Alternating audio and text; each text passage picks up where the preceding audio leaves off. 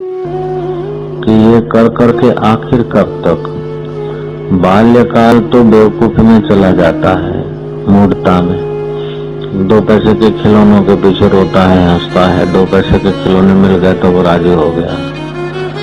यौवन अवस्था में काम, क्रोध, ये करना, उसको ठीक करना, उसको ठीक करना, ये सुधारना, वो बिगाड़ना, ये करना, इसी में आदमी का समय शक्ति खप जाता है।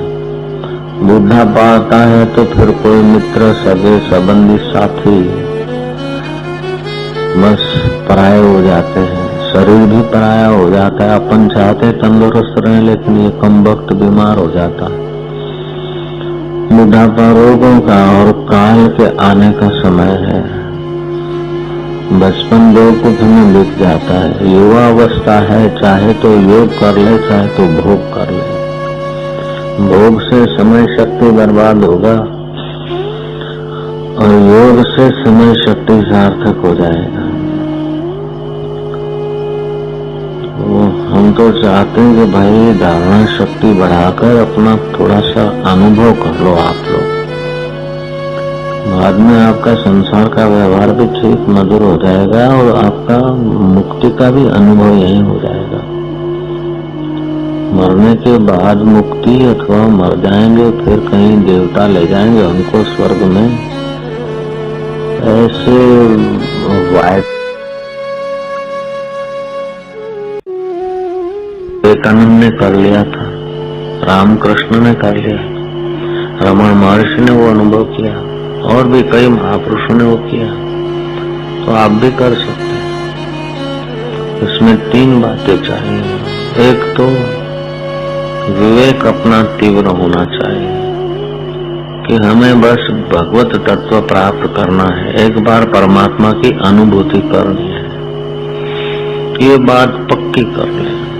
और हमारा जन्म अनुभूति के लिए हुआ है, परमात्मा प्राप्ति के लिए, ईश्वर की अनुभूति के लिए हमारा जन्म हुआ है। संसार की मजूरी कर करके विकारों के खड्डे में गिर गिर के पच मरने के लिए हमारा जन्म नहीं हुआ है। चाहे हम 1000 बार फिसलते हैं, चाहे हम फिसल जाएं, 1000 बार फिसल जाते हैं, निराश न हो।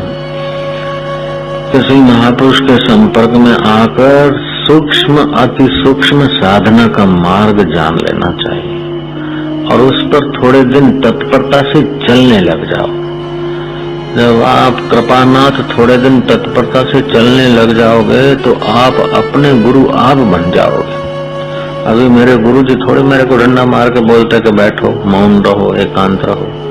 वो रस ऐसा है कि जितना पियो उतना कम, और उस रस से काम, क्रोध, लोभ, आकर्षण, वाहवाही ये सब फीका हो जाता है, तुच्छ हो जाता है।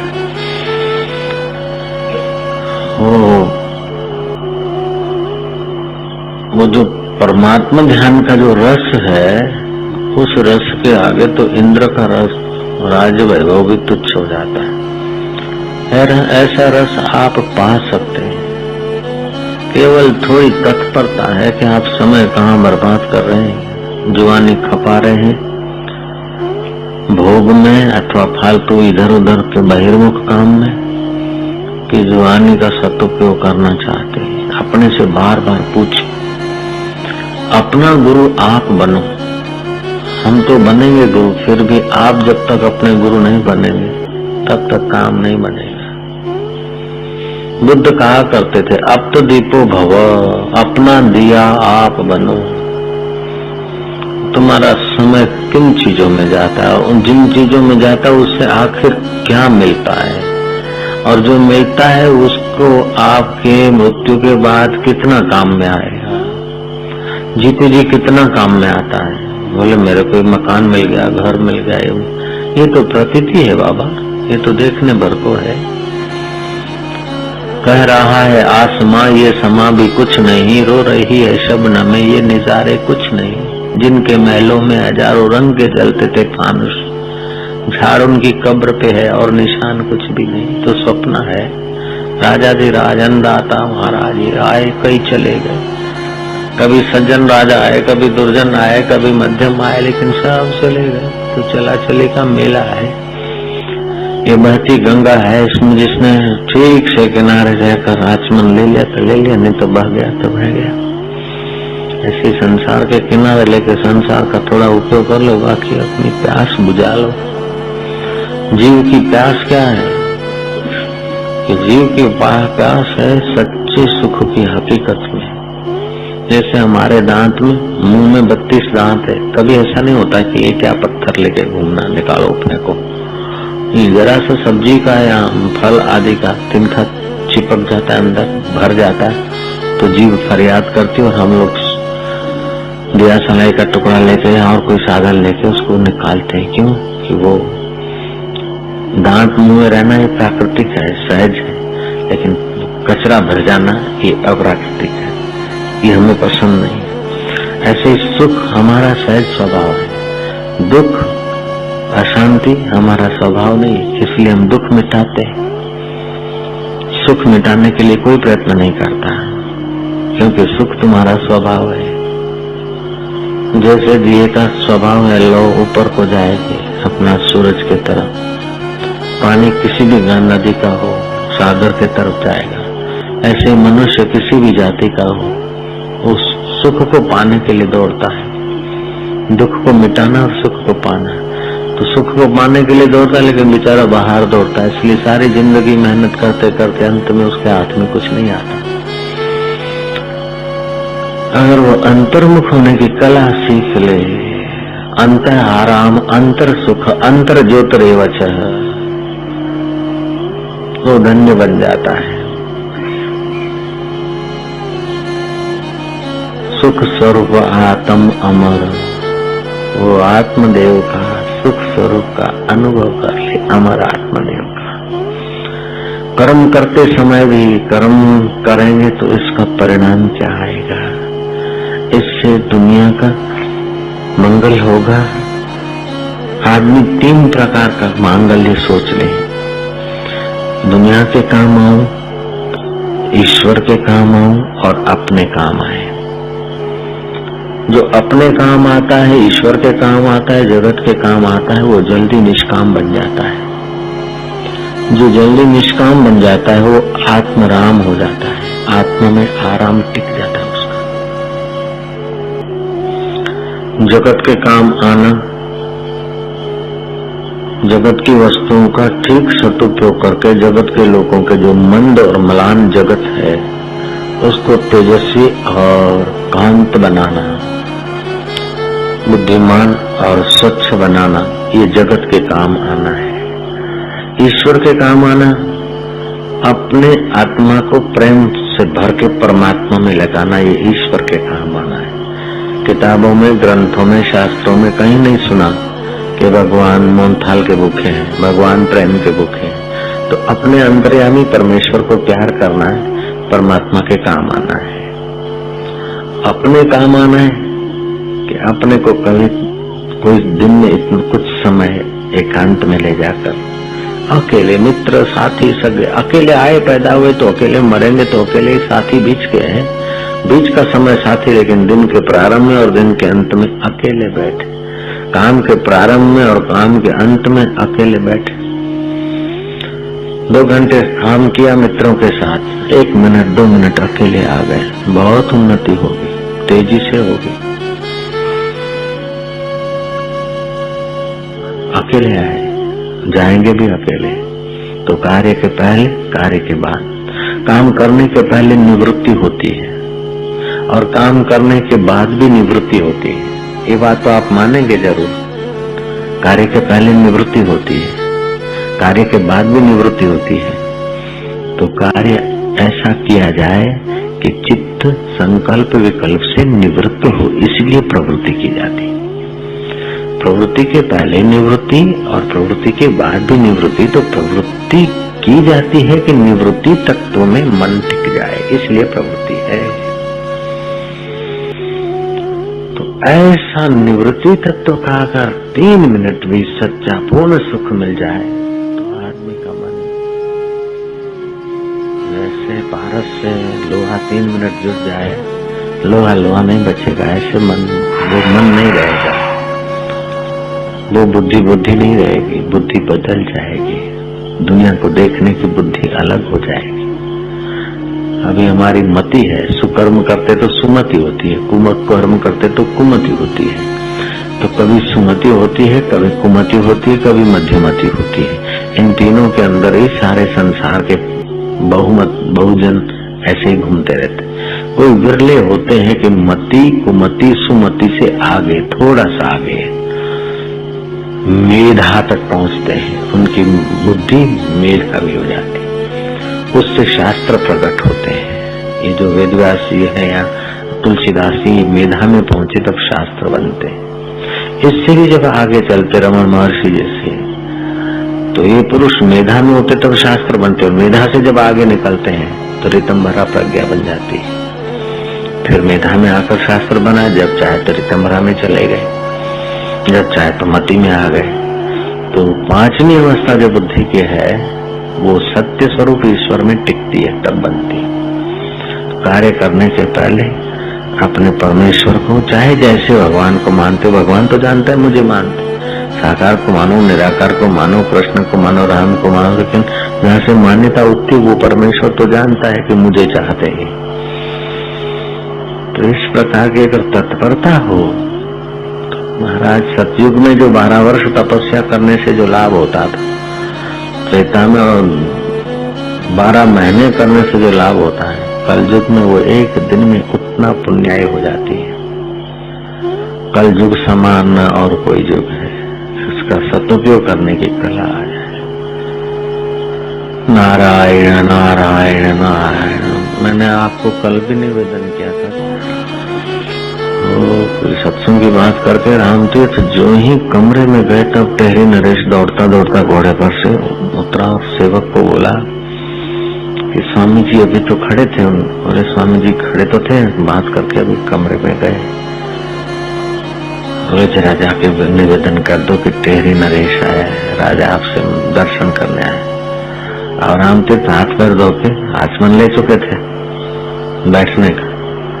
उस सेवक ने जाकर डिस्टर्ब कर दिया कि टहरी नरेश आया है। बोले नरेश को कह दो कि राम नरेश से मिलने जा रहे हैं, असली नरेश से मिलने जा रहे हैं, अभी फुर्सत में दूसरी बार आना। तो ईश्वर की मुलाकात ध्यान कर, उसका महत्व होना चाहिए। जो मूल्य संसार को देते न, उसका अगर आधा मूल्य भी परमात्मा प्राप्ति को दे तो हम मुक्त हो जाए। रामतीर्थ ने सेवक को डांट के कह दिया कि जाकर तेरे नरेश को कह दो। उस जमाने तो डिम डिम खूब चलता था ठाकुरों का और नरेशों का। अभी तो स्वातंत्र आए, आदमी लोग समझदार हो गए, पग भर हो गए। पहले तो ठाकुर ठाकुर ठाकुर करके लोग सुकड़ जाते थे। अब समझते कि क्या ठाकुर और क्या नरेश, हम ही सुकड़ सुकड़ के उनको महत्व दे दिए। रामतीर्थ ने कह दिया तेरी नरेश को कह दो कि भी वो असली राजा से मिलने जा रहे हैं, इसलिए नकली राजा से मिलने की फुर्सत नहीं है।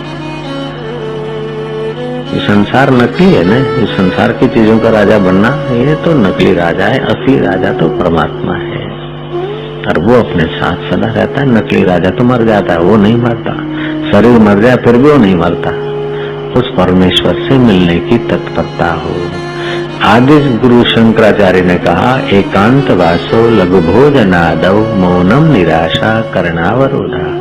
एकांतवास इंद्रियों का अल्प देखना, अल्प सुनना, अल्प मिलना जुलना, थोड़े ही दिन अंदर जाए तो अंतरात्मा का प्रसाद प्रकट होता है। ये शंकराचार्य का अनुभव है, मेरा भी यही अनुभव है, मेरे गुरुदेव का भी यही अनुभव है और मेरे कई उच्च कोटि के साधकों का भी ऐसा ही अनुभव है। जब वो मौन मंदिर में रहते हैं, बाहर से ताला लग जाता है अहमदाबाद आश्रम में, सूरत आश्रम में, और 8 दिन के बाद निकलते हैं ध्यान करके। किसी व्यक्ति से मिलना जुलना नहीं, केवल उनके शरीर की जो आवश्यकता है, भोजन आदि, जल पान, दूध आदि जो फल जो उनको आवश्यक, वो अंदर ही अंदर उनको रख दिया जाता है। उनके कमरे में बड़ा हॉल होता है, घूमना भी अंदर, टहलना भी अंदर, तो सतत तदाकार चित्त होता है। तो उनके चित्त में बड़ी सुंदर अनुभूतियां होती है। जब 8 दिन में इतनी ऊंचाई का अनुभव हो सकता है, महीना 2 महीना अगर निकाल दे साधन भजन के लिए, मेरे दिल में एक लोभ हो रहा है कि मौन मंदिर अगर कहते हैं यहाँ के साधक तो बन जाए, फिर तुमको पकड़ पकड़ के बिठाऊं अंदर हाथ से जरा, क्योंकि अहमदाबाद का हवामान जरा थोड़ा यहाँ की अपेक्षा गर्म है। संसार तो कुत्ते की पूंछ है, तुम कितना भी सुधार के इसको सीधी रखोगे। राम आए सीधी की, कृष्ण आए सीधी की, बुद्ध आए और आए, कुत्ते की पूंछ सीधी की और छोड़ दिया तो वैसी की वैसी जलेबी हो जाएगी। तुम पहले अपने चित्त को सीधा करके आत्मा में ठहरा दो, फिर ठीक हो जाएगा सब। नारायण नारायण। तो निष्कामता और एकाग्रता में इतनी ताकत है कि बाहर के जगत में तुम चेंजिंग उथल पाथल कर सकते हो। ये कर्म है, निष्काम कर्म की शक्ति है।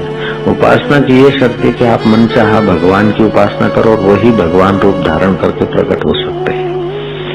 योग में ये शक्ति है कि वृत्ति का पेट खाली करके आप समाधिस्थ हो सकते हो, रिद्धि सिद्धियां आपके आगे हाजिर हो सकती हैं। और ज्ञान में ये ताकत है कि अनंत ब्रह्मांड नायक के साथ तुम एक हो सकते हो, हाथ मिला सकते हो। चाहे कर्म के द्वारा करो, चाहे उपासना के द्वारा करो, चाहे योग के द्वारा करो, चाहे भक्ति के द्वारा करो, चाहे ज्ञान के द्वारा करो, लेकिन अपना उद्धार कर लो।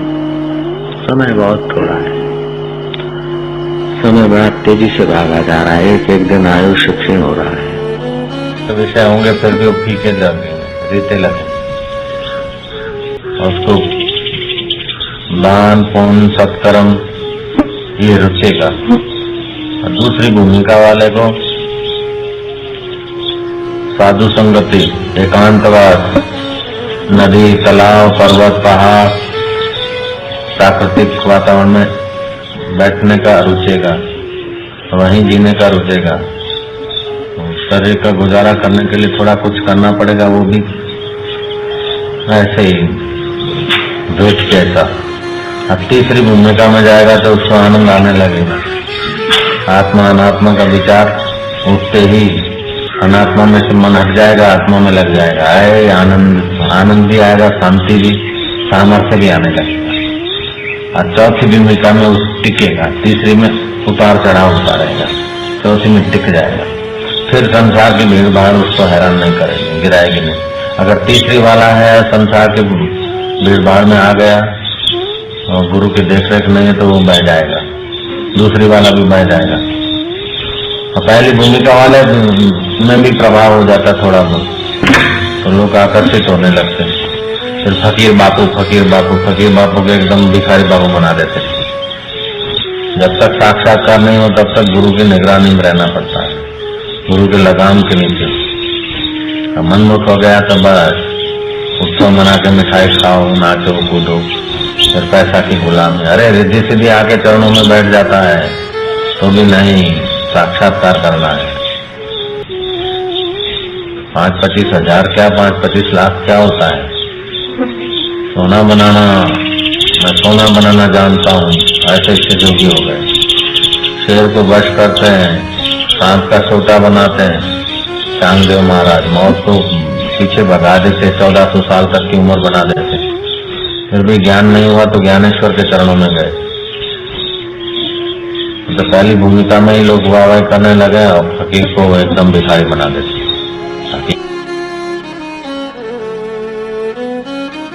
वैराग्य का प्रारंभ होता है तब विरोध होता है, ताकि संसारी लोग दूर हो जाए। दूसरा होता है कि संत के हृदय में संकल्प होता है कि अब जहाँ जाओ वहाँ भीड़ भड़ाका, वाह ये भगवान अब ऐसा कुछ हो, कोई मेरे नजीक नहीं आवे। उनका संकल्प फलता है तब उनसे लोग दूर हो जाते। और तीसरा होता है कि कच्चा है, ज्ञान हुआ नहीं है, थोड़ा बहुत पुण्य मिली है, वाहवाही हो गई और खत्म हो गई, तो खाली हो गया तब विरोध हो गया। 3 किस्म से विरोध होता है। आजकल तो तीसरे वाला तो ज्यादा होता है, साक्षात्कारी वालों का तो इतना नहीं होता। जिनके पास थोड़ा बहुत होता है लोग वाहवाही करके फिर अपना खाओ पियो मजा करो, मोम थाल खाओ, आज ये खाओ, शरीर भारी हो जाए, ध्यान भजन होवे नहीं, अंदर का रस आवे नहीं, फिर धीरे धीरे पुण्य क्षीण हो जाओ। ये अनुभव हो गया फकीर को। तो इसका विचार करके अपना उन्नति कर लेना चाहिए जल्दी। ये स्पीड का जमाना है, स्लो जमाना नहीं है। कुछ मिल जाए तो तुरंत पुजवाने के लिए नहीं जाना चाहिए, एकदम पक्का कर लेना, फिर तो शिष्य की प्रसिद्धि होती है तो गुरु तो राजी होंगे। अभी हमारे गुरुदेव थोड़े नाराज होते होंगे, लेकिन अगर हम पहले ही कच्चे कच्चे में निकल जाते तो गुरु भी नाराज हो जाते, फट मुआ बोल देते गुरु जी भी। अगर हम गुरु के चरणों में थे उस समय ही कच्ची अवस्था में निकल के पुजवाने को चले जाते तो गुरु जी को भी दुख होता। बच्चा एग्जाम दिया नहीं, एमए हुआ नहीं और चौथी पढ़ के जाके अंगूठा छाप के वहां नौकरी करने लगे उनको पढ़ाने के, तो चौथी वाला चौथी में रहेगा कि एमए हो जाए, पहले मास्टर हो जाए पक्का। ऐसे ही ज्ञान में भी आदमी मास्टर हो जाए फिर गुरु तो राजी होते हैं। अब कच्चा कच्चा चल रहा जाता तो फिर गुरु बोलते रहे बहुत क्या चल रहा है, धीरे धीरे उसका पुण्य भी खत्म हो जाता है और गुरु का मिलना बंद हो जाता है, कुएं में पड़ता है। इसीलिए तुलसीदास बोलते हैं गुरु बिना भवनिधि तरही न कोई, चाहे बिरंची शंकर सम हो वही। ब्रह्मा जी जैसा सृष्टि बनाने की ताकत आ जाए शायद तपस्या, शिव जी जैसा प्रलय का सामर्थ्य आ जाए, फिर भी भवनिधि संसार से के सागर से नहीं तैर सकते। गुरु बिना भवनिधि तरही न कोई, चाहे बिरंची शंकर सम हो वही।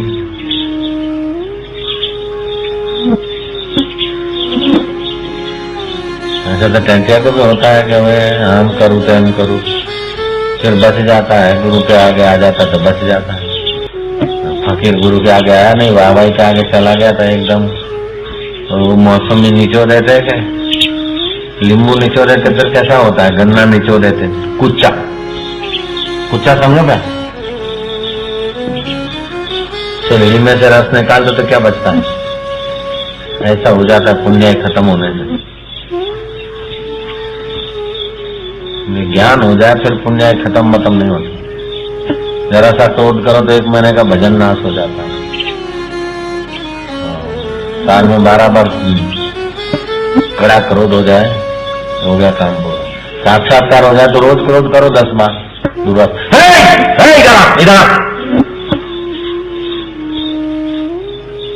इधर वो आ गया ब्राह्मण, हाथ जोड़ा, बोले कहाँ जा रहा था, 1 मील दूरी से जा रहा था कोई ब्राह्मण। दुर्वासा ने बुलाया, बोले कहाँ जा रहा था, बोले मैं जंगल में से तप करके पुत्र प्राप्ति का वरदान लाया हूँ देवी का। मेरे को पता नहीं, दुर्वासा यहाँ बैठा मेरे को प्रणाम नहीं किया, साले देवी का वरदान कैंसल, देवी का बाप भी बेटा नहीं दे सकता, जा नहीं होगा। और ऐसे दुर्वासा अगर किसी पर नजर पड़ जाए और उसने प्रणाम नहीं किया, बुलाता दूर से उनको श्राप दे देते। तो ये भगवान की महत्ता का, ज्ञान की महत्ता का श्राप के द्वारा प्रभाव लोगों को पढ़ा। जब लोग उछलंग होने लगे तो एक अवतार ऐसा भी हुआ साक्षात्कारी तीर्थंकर का, दुर्वासा रूप में। भगवान कोई क्षमा के अवतार होते तो कोई क्रोध अवतार होते, कोई आवेश अवतार होते हैं, कोई मर्यादा अवतार होते, कोई लीला अवतार होते हैं। लेकिन सृष्टि में वैचित्र है तो फिर ये भी भिन्न भिन्न प्रकार से चलेगा। भगवान पार्श्वनाथ की शिक्षा का, उनके सिद्धांतों का महावीर जी के चित्त पर बहुत बड़ा असर पड़ा और फिर अध्ययन करके उन्होंने सुधार उधार भी किया। तो ऐसे सुधार उधार भी होते रहते हैं युग युग के अनुसार, साधकों की योग्यता के अनुसार। तो दुर्वासा ऐसे क्रोधित, वैसे तो 1 महीने में 1 बार क्रोध करोगे बिन जरूरी तो पुण्य खत्म, भजन महीने का पूरा। लेकिन दुर्वासा रोज क्रोध करे, अब कोई दिख गया तो रोज में तो कितने दिखते होंगे के, फिर भी उनको कुछ नहीं। ज्ञान हो गया, क्या साक्षात्कार हो गया, आत्मा में टिक गए, आत्मा शाश्वत है, अंतःकरण और मन में टिके रहे तो वो तो चल पाता।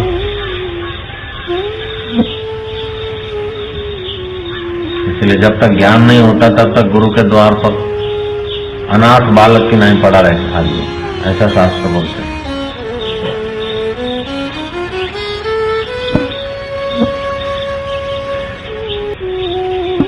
चलो, प्रवृत्ति के तरफ धर्माचरण करके भी संसार की प्रवृत्ति करके संसार का भी सुख भोगे, मरने के बाद स्वर्ग में जाए। दूसरे के स्वर्ग में से भी आखिर गिरना है तो संसार का काम तो करे, लेकिन निवृत्त होने की इच्छा करे तो वो मोक्ष के रास्ते पर आ जाता है। मोक्ष के रास्ते वाले की पहली भूमिका, दूसरी भूमिका, तीसरी भूमिका और 3 भूमिका तक अगर रहता है, तीसरी भूमिका में मर गया तो ब्रह्मलोक तक रहेगा, फिर आएगा। चौथी भूमिका आ गई तो ब्रह्म निर्वाण हो जाएगा, फिर गर्भ में नहीं आता, अब जा सकते। तो પછી એને 5 से 1.5 જોખી આપવા માટે ત્રાજવા મૂક્યા, અને ત્રાજવું ઉછકે ને એટલે 1 દેડકું કૂદે આમ, તો આમ કૂદે એટલે બિચારે ત્રાજવું મૂકીને દેડકા પકડીને મૂકે, વળી પાછા આમ જોખવા જાય ને તો આમ કૂદે, 2 આમ કૂદે, વળી પાછી ઉઠે જોખે, જેમ જેમ પકડીને જોખવા જાય પેલા કૂદેલા નાખે ત્યારે પેલા બેઠેલા કૂદી જાય, કરતા કરતા સાંજ પડી, 5 से 1.5 જોખી શકે નહીં। એના મનમાં કે આ બધા 1.5 શાંત થઈ જાય ને તો બરાબર 5 से 5 આપવાની શરત હતી, $5000 મળે મારે, 1.5 5 से 1.5 જોખી શકે નહીં। 1.5 જોખી શકાય 5 से જીવતા 1.5?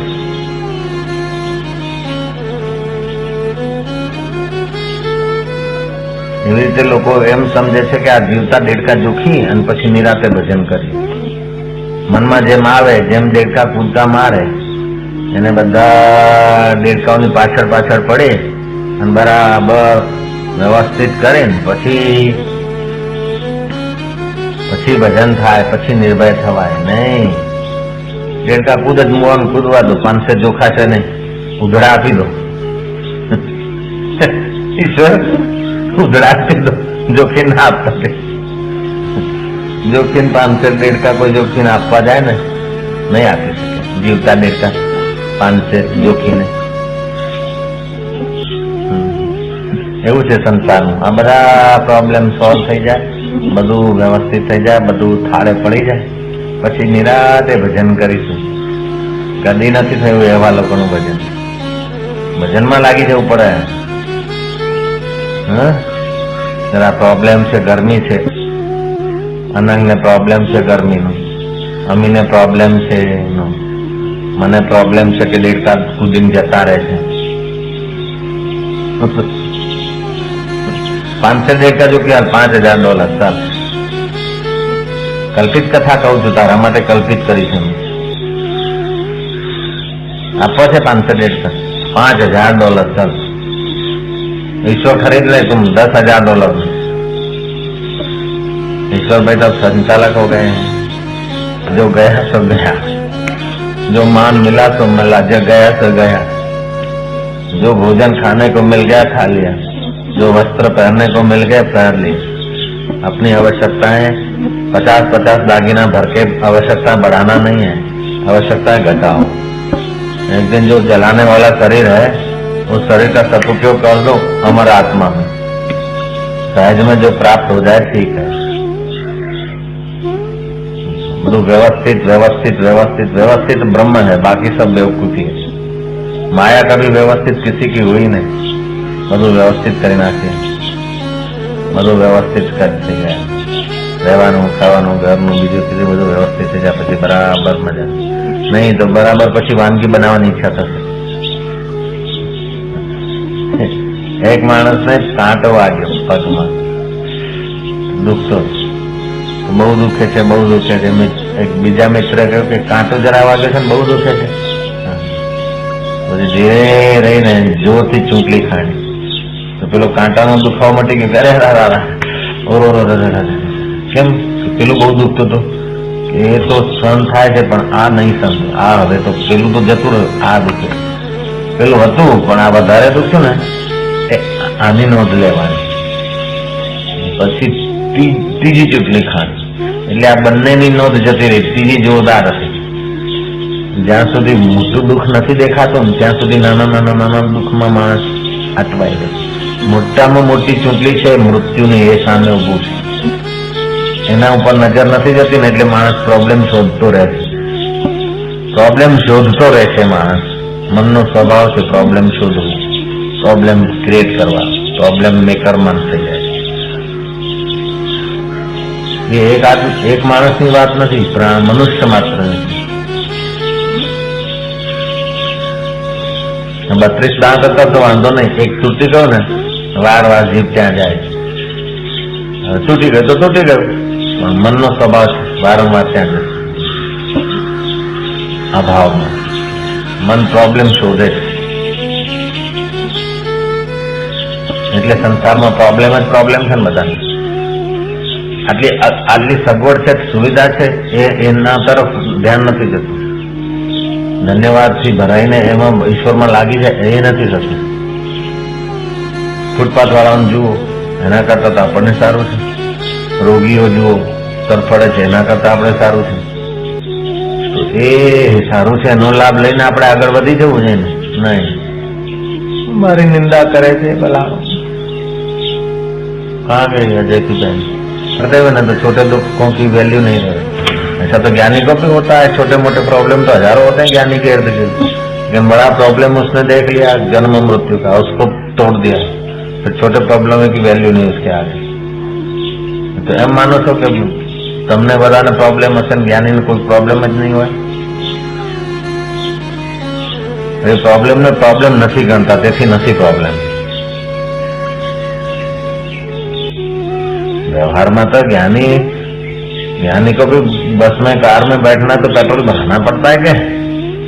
व्यवहार काल में तो तत्व में प्रॉब्लम, व्यवहार में तो उनको भी होता होगा. कभी के छोकरा छोकरी पढ़ते हैं नहीं पढ़ते हैं,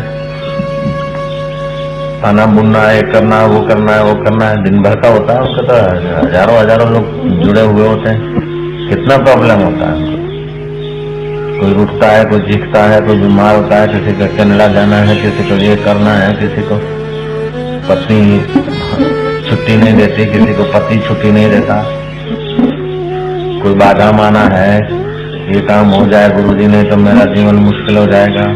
किसी की बाधा पूरी करो, किसी की खाधा पूरी करो, किसी का पैसा मैनेजमेंट में वो हो रहा है, किसी का कुछ हो रहा है, किसी का कुछ हो रहा है. प्रॉब्लम की तो दुनिया है और सब आते वहां सॉल्यूशन लेने की.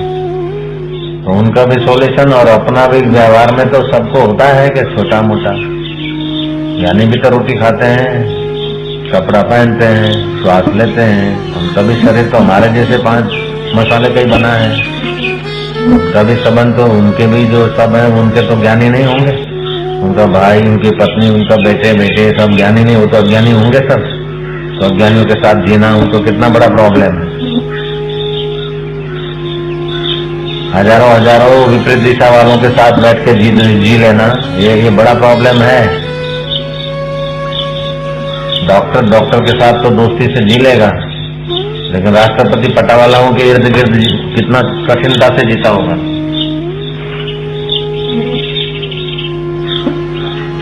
लाखों अज्ञानी उनके बीच ज्ञानी को कैसे जीना होता होगा. ये तो बड़े में बड़ा प्रॉब्लम है.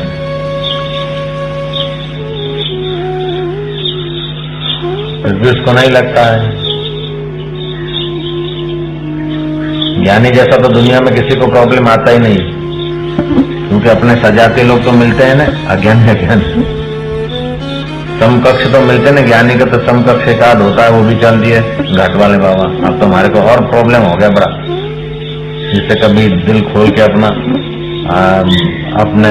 अपने सर की बात कर सकते थे, अपने सर में मिजाज करते थे. अब तो सब नीचे के सर के लोग ही चिपके हुए हैं. ये कितना बड़ा प्रॉब्लम होता है. दिन रात अज्ञान की बात, दिन रात जगत की सत्यता की बात होती है. और फुआरा अच्छा है, वो फलाना अच्छा है, ये अच्छा है, ये बुरा है, ये ठीक है. ये उतला, वहां का उतला क्रैक हो गया, यहाँ का उतला क्रैक नहीं हो. ये तो चिंतन तो जगत का ही हुआ के राग द्वेष का तो नहीं. राग द्वेष बढ़ेगा या या तो करने में मन लगेगा, या तो प्रवृत्ति करने में लगेगा, या तो निवृत्ति करने में लगेगा। करना तो रहा, निवृत्ति करना, प्रवृत्ति करना। निवृत्ति प्रवृत्ति से पार वाला तो ब्रह्मवेता ही होता है। अच्छा लगा तो ऐसा करो, बुरा लगा तो ऐसा न करो, न करने का भी करो। तो प्रवृत्ति में मरेगा आदमी, या तो निवृत्ति में मरेगा। ज्ञानी होता प्रवृत्ति निवृत्ति से परे। ऐसा ज्ञानी तो कोई बिरला मिलते हैं, ज्ञानी दो कभी कभी मिलते हैं। बाकी सब या तो करने में लगे या तो न करने में लगे। जगत की सत्यता तो सबकी खोपड़ी में घुसी है।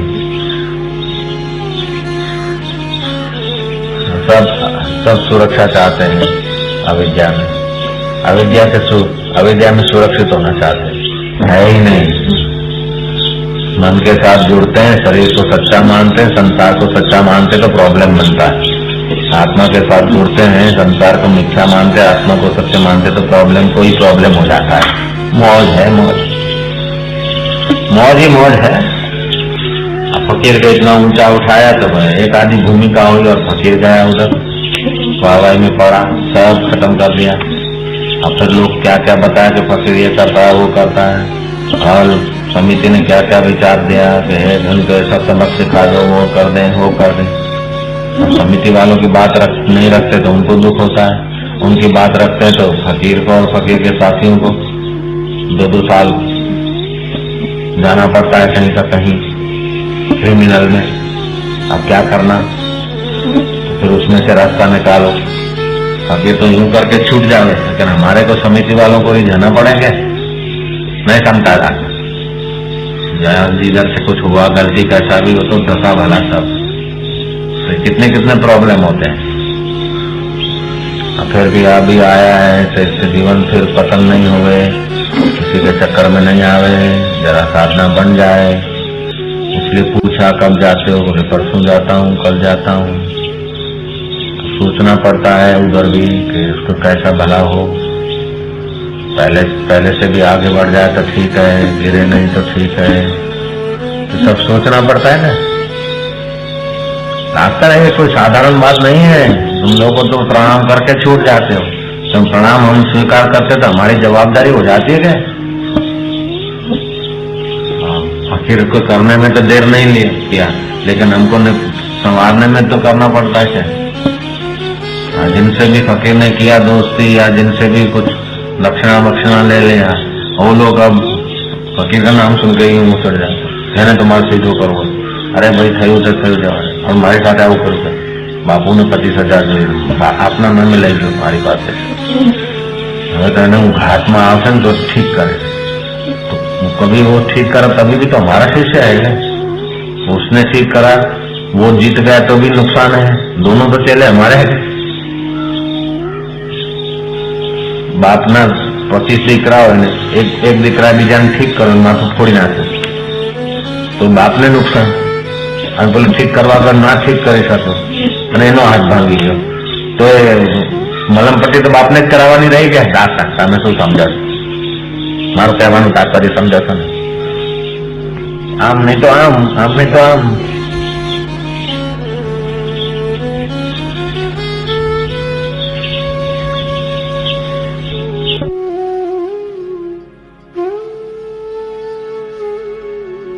आदमी दुनिया को हिला सकता है, अनासक्ति और एकाग्रता। देखो बीच में मक्खियां भूमू करे, कितना बड़ा प्रॉब्लम। चलो खिड़की बंद करते, प्रॉब्लम आ गया। ऐसी एक मुहूर्त धारणा हो जाए तो मानसिक शक्तियां विकसित होती, परमात्मा रस प्रकट होता है। अभी मेरे मन में आया, मैं बाहर बैठा था, ध्यान मिल गई, आवाज सुनाई पड़ा, सुमरन ऐसा कीजिए खरे निशाने चोट, मन ईश्वर में लीन हो, हले न जीवा होठ। उसको हम लोगों ने गीत बना लिया, साखियों को रोज गाते रहते हैं। उस प्रकार की अगर साधना बन जाए तो जीवन के सारे दुख दर्द न दो। जिए खरे निशाने चोट, मन ईश्वर में लीन हो, हले न जीवा हो। माला श्वासोश्वास की जगत भगत के बीच, जो फेरे से गुरुमुखी। अच्छा है तो बैठे और सत्व प्रधान हो, तब आत्मा परमात्मा की तदाकारता का अनुभव होता है। सुभाष चंद्र बोस आनंदमयी माँ के पास गए, तो बोला देश की सेवा करना भी तो भक्ति है। आनंदमयी माँ ने कहा ये बिल्कुल भक्ति है, लेकिन ये बाहर के देश जिस अंतरदेश से दिखता है उस देश में दिख जाना परम भक्ति है। सुभाष बाबू बस आनंदमयी माँ की आखिरी मुलाकात और देशवासियों से भी आखिरी मुलाकात, फिर चले गए तो चले गए और ऐसे ढंग से जिए कि कोई आज तक उनका पता नहीं लाया। अभी अभी उनका स्वर्गवास हुआ, तब अखबारों ने बताया कि पर्दे बाबा के रूप में जो रहते थे वही सुभाष चंद्र बोस थे। एक आदमी को अंदर आने देते थे, बाकी पर्दे में रहते थे, पर्दे बाबा। अगले साल उनका देहांत हुआ, अखबारों में निकला था, वहाँ उस बिहार के तरफ कहीं रहते थे। तो देश की सेवा तो अच्छा है, लेकिन अंतरदेश में भी जाना चाहिए। और जितने अंश में अंतरदेश में आदमी जाता है, उतने अंश में देश के लिए, वातावरण के लिए हितकर होता है। स्थूल शक्तियों की अपेक्षा सूक्ष्म शक्तियां बहुत ज्यादा हितकर होती हैं। जैसे पानी का एक ड्रॉप बाष्पीभूत होता है तो उसमें 1300 गुनी ताकत होती है। हमारा मन बहिर्मुख होता है ना, तो उसका प्रभाव, उसकी पहुंच लिमिटेड होती है। हमारा मन अगर अंतर्मुख होता है तो हमारे लिए भी हितकर होता है और हमारे संबंधियों के लिए भी हितकर होता है। एक हित होता है जो आंखों से दिखता है, वो मायावी हित है और सापेक्ष है। दूसरा हित जो है आंखों से नहीं दिखता, हृदय से अनुभव होता है। आंखों से हित दिख जाए, मन से दिख जाए, शायद लाइट आगे के वहां रसोड़ा।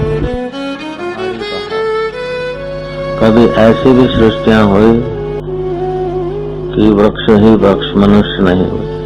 कभी ऐसी भी सृष्टियां हुई कि मनुष्य की खूब सृष्टि हो और जब चाहे तब उजाला कर सके, अंधकार कर सके। उस सृष्टि के प्रकाशक सूरज और चंद्रमा नहीं थे। ऐसी सृष्टियां में योग वशिष्ठ महारामायण में आता है। भगवान राम के गुरु वशिष्ठ जी बोलते राम जी को, ब्रह्मा जी के एक दिन में 1000 चतुर्युगियां बीत जाती, देवताओं के 2 महीने में हमारे 60 दिन बीत जाते हैं।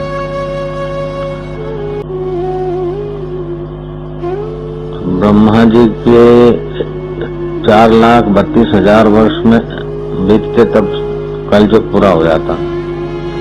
8 लाख में द्वापर, 12,96,000 वर्ष त्रेता, 17,28,000 वर्ष बीते तब सतयुग होता है।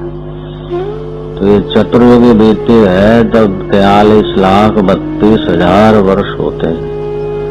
ऐसी चतुर्युगियां 71 चतुर्युगियां बीतती है तब एक मनवंतर होता है। 14 मनवंतर बीतते हैं तब ब्रह्मा जी का एक दिन पूरा होता है। इस समय ब्रह्मा जी के 50 वर्ष पूरे हुए हैं। 51वें वर्ष का प्रथम दिन है, उसमें 28वीं चौकड़ी बीत रही, चल रही है। 7वां मनवंतर है। श्री रामचंद्र जी आए थे 25वीं चौकड़ी में, अभी 28वीं चल रही है। 1,38,96,290 साल हो गए श्री राम जी को। उसके पहले काकभूषण और वशिष्ठ जी का संवाद हुआ था। तो काकभूषण ने कहा कि मैं ध्यान में अपने इतना गहरी यात्रा की कि प्रलय होती है तब भी मुझ पर असर नहीं होती। शरीर छोड़ देता हूँ और अपना सूक्ष्म अंतवाहक शरीर से आकाश में स्थित होता हूँ। जब सृष्टि होती है तो अपने संकल्प बल से फिर देह रच लेता हूँ। काकभूषण इतने चिरंजीवी।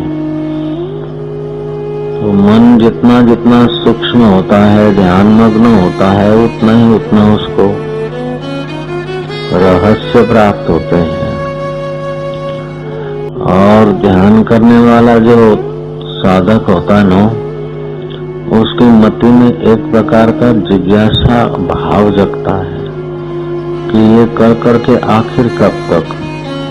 बाल्यकाल तो बेवकूफी में चला जाता है, मूढ़ता में। 2 पैसे के खिलौनों के पीछे रोता है, हंसता है। 2 पैसे के खिलौने मिल गए तो वो राजी हो गया।